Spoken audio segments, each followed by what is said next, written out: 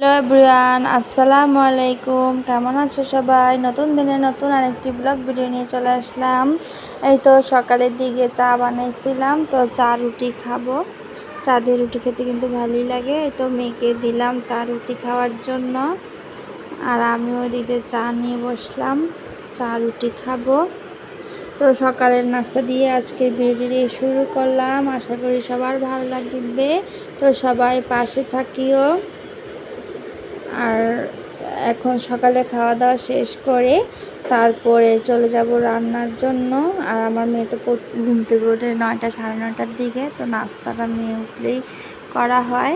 এই তো কই মাছগুলোকে এখন হলুদ লবণ মরিচ দিয়ে মাখিয়ে নিয়েছে, আর এগুলো ভেজে নিচ্ছি। তো কই মাছ টমেটো আলু দিয়ে ঝোল রান্না করব। আর গরমের সময় একটু হালকা পাতলা ঝোল, মাছের ঝোল টোল হলে কিন্তু ভালোই লাগে খেতে। আর কই মাছগুলোকে এখন ভেজে নিব। কই মাছগুলো ভাজা হয়ে আসলে আমি মাছগুলোকে উল্টিয়ে দিব। কই মাছগুলোকে এখন উল্টিয়ে পাল্টিয়ে লাল লাল করে ভেজে নিব। যেহেতু কই মাছটা একটু বড় বড়, তো আমি 2 ভাগ করে কেটে নিয়েছি, আর একটু লাল লাল করে ভেজে নিব। বড় মাছগুলো একটু কড়া করে ভেজে নিলে ভালো লাগে রান্না করার পর। তো মাছগুলো ভাজা হয়ে গেছে, এখন মাছের তেলগুলো আমি কড়াইতে দিয়ে দিলাম। এর মধ্যে পেঁয়াজ দিয়ে দিচ্ছি। কই মাছের টমেটোর ঝোল বোনা এগুলো কিন্তু বেশ ভালোই লাগে। তো পেস্টগুলোকে ভেজে নিব। পেস্ট একটু লাল লাল হয়ে আসলে তারপর আলুটা দিয়ে দিব। তো পেস্টটাকে লাল লাল করে ভেজে নিচ্ছি।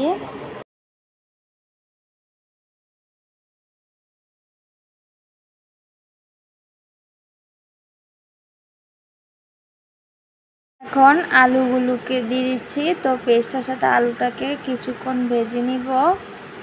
আর এখন হলুদ আর লবণ দিয়ে দেব, তাড়াতাড়ি আলুটা তাহলে সেদ্ধ হয়ে যাবে।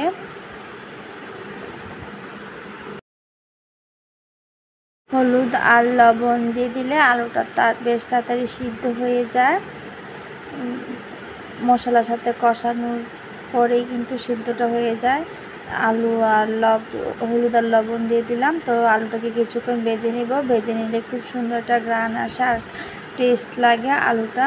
তো আলুটাকে লাল লাল করে ভেজে নিব। এখন দিয়ে দিব টমেটো। এখানে আমি টমেটো বাটা দিয়ে দিচ্ছি। টমেটো দিয়ে দিলাম।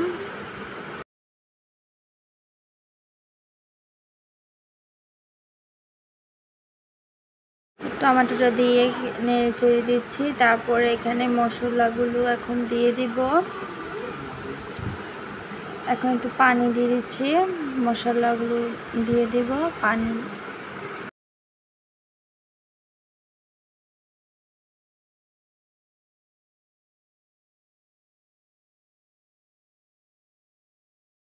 এখন হলুদ মরিচ লবণ জিরা ধনিয়া গুঁড়া দিয়ে দিলাম। তো মশলাগুলোকে বেশ সময় নিয়ে কিছুক্ষণ ভালো করে কষিয়ে নিব। একটু পানি দিয়ে দিলাম কষানোর জন্য। আর এখন দিয়ে দিচ্ছি কাঁচামরিচ। আমি কাঁচামরিচটা একটু দেরিতেই দেই, যেন কাঁচামরিচ থেকে ঝালটা কম বাহির হয়, যেন আমার মেয়ে খেতে পারে। তো মশলাটা বেশ ভালোভাবে সময় নিয়ে কষিয়ে নিলাম। বেশ সময় নিয়ে কিন্তু মশলাটাকে কষিয়ে নিব।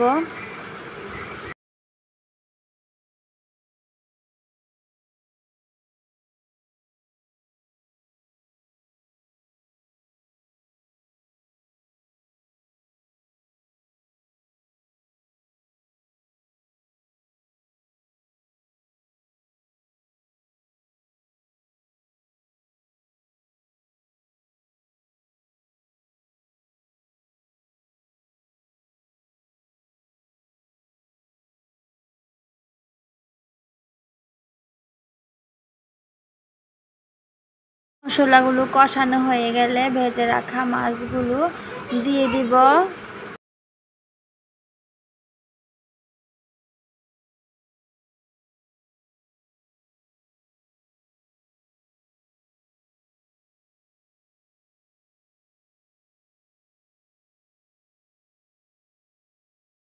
মশলার সাথে বেশ কিছুক্ষণ কষিয়ে নিয়ে তারপর ঝোল দিয়ে দিব।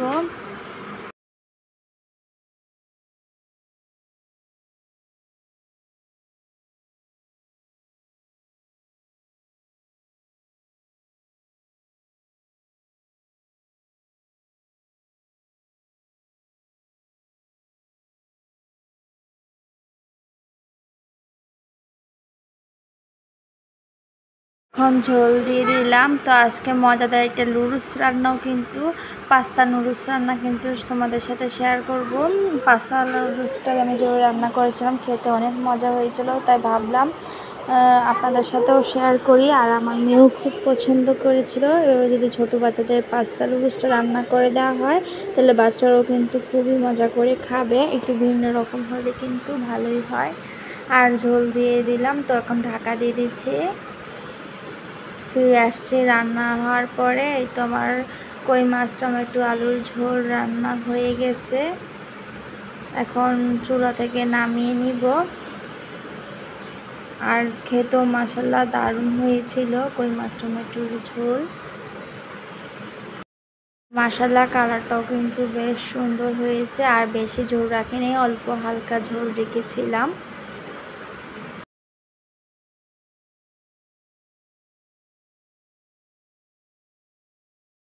তো বিকালের নাস্তায় মজাদার পাস্তা নুডলস রান্না করেছিলাম। তো পাস্তাগুলোকে আমি একটু নরম নরম করে সিদ্ধ করে নিয়েছি।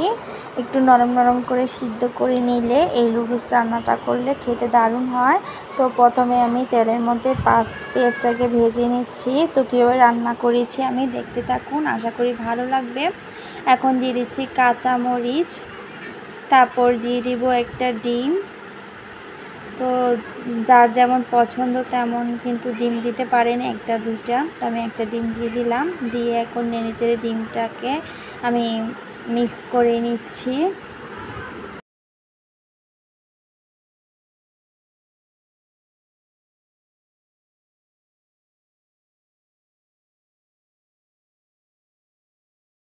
এখন দিয়ে দিব সিদ্ধ করে রাখা নুডলসটা একটু নরম নরম করে সিদ্ধ করে নিলে দেখা যায় মশলাটা যখন দেব ভালো করে নুডলসটার সাথে মিক্স হয়ে যাবে। আর খেতেও দারুণ লাগবে। গরম গরম নরম নরম পাস্তা নুডলস, বেশি নরম করা যাবে না। আবার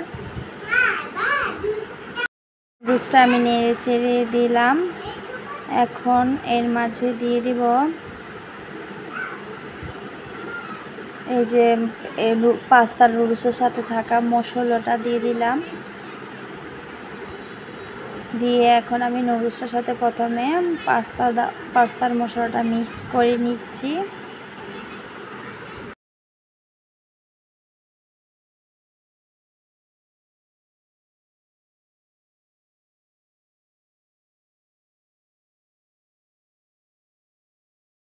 এখন দিয়ে দেব গরুর দুধ। এই যে গরুর দুধ দিয়ে দিলাম আমি। গরুর দুধটা দিয়ে এখন দিয়ে দিচ্ছি গুঁড়া দুধ।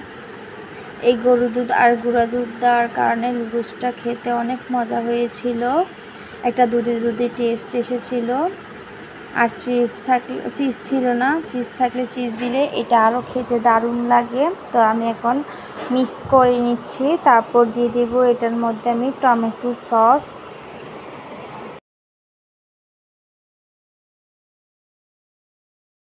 এখন আর একটু গুঁড়া দুধ দিয়ে দিচ্ছি। দুধটা একটু কম হয়েছিল। গরুর দুধ আর গুঁড়া দুধটা দিলে এক অন্যরকম টেস্ট আসে, দারুণ লাগে খেতে। আপনারা চাইলে এটা আবার চিকেন দিয়েও কিন্তু রান্না করে নিতে পারেন। আবার সবসময় দেখা যায় চিকেন থাকে না, ডিম দিয়েও কিন্তু রান্না করে নিতে পারেন, খুবই টেস্টি লাগে। এখন দিয়ে দিব টমেটো সস। টমেটো সস দিয়ে দিলাম বেশি করে। তো টমেটো সসটাকে এখন নুডলসের সাথে ভালো করে মিক্স করে নিব। এই জন্যই বলেছিলাম যখন মশলা টমেটো সস দেব তখন কিন্তু নুডলসটার সাথে ভালো করে মিক্স হয়ে যাবে। একটু নরম নরম করে সিদ্ধটা করলে খেতে দারুণ লাগবে। যখন সব কিছু মিক্স হয়ে যাবে তখন একটু নরম নরম যখন লাগবে, গরম গরম খেতে কিন্তু দারুণ লাগবে। তো এখন ভালো করে সব কিছু আমি মিক্স করে নিচ্ছি যেন নুডলসের গায়ে সসটা দুধটা ভালো করে যেন মিক্স হয়ে যায়। এই তো সব কিছু ভালো করে মিক্স করে নিলাম। আর নুডলসটা গরম গরম খেতে কিন্তু দারুণ লাগে আর খুবই মজাদার হয়েছিল। আমার মেয়েও খুব পছন্দ করেছে। আশা করি আপনাদের বাচ্চাগুলো রান্না করে দিলে কিন্তু খুব পছন্দ করবে। তো আমি আর একটু টমেটো সস আর কাঁচামরিচ দিয়ে নিলাম। দেখে বুঝতে পেরেছেন কতটা মজাদার হয়েছে এবং সুস্বাদু। এই তো অনেক মজাদার সুস্বাদু পাস্তা রান্না করে নিলাম। খুবই মজাদার। আমি যেহেতু একটু ঝাল খাই বেশি, তার জন্য আমি কিছু এক্সট্রা কাঁচা মরিচ আর একটু টমেটো স্পাইসি টমেটো সস দিয়ে নিলাম। আর এখন এই তো চামচ দিয়ে খাচ্ছি। এই তো একটু আপনাদের সাথে খেয়েও শেয়ার করলাম। আশা করি আজকের ভিডিও সবার কাছে ভালো লাগবে। ভালো লাগলে আমাকে একটু সাপোর্ট করো। আর আমি কী রান্না করি প্রতিদিন তাই তোমাদের সাথে শেয়ার করে থাকি। আমি কিন্তু এক্সট্রা কিছু করি না, যেহেতু বিকেলের নাস্তা আজকে লুডুস খেতে ইচ্ছে করতেছিল, ভাবলাম একটু আজকে ভিন্ন রকম রান্না করলাম যেহেতু, তাই সবার সাথে একটু শেয়ার করি। যাদের ভালো লাগবে তারা এভাবে রান্না করে খেয়ে দেখতে পারো, খুবই মজা লাগে। এটা গরুর দুধ, গুঁড়া দুধ, সস দেওয়ার কারণে এক অন্যরকম টেস্ট। একটু চিজ দিতে পারলে কিন্তু আর একটু টেস্ট হবে। আজকের ভিডিও এই পর্যন্তই। আল্লাহ হাফেজ।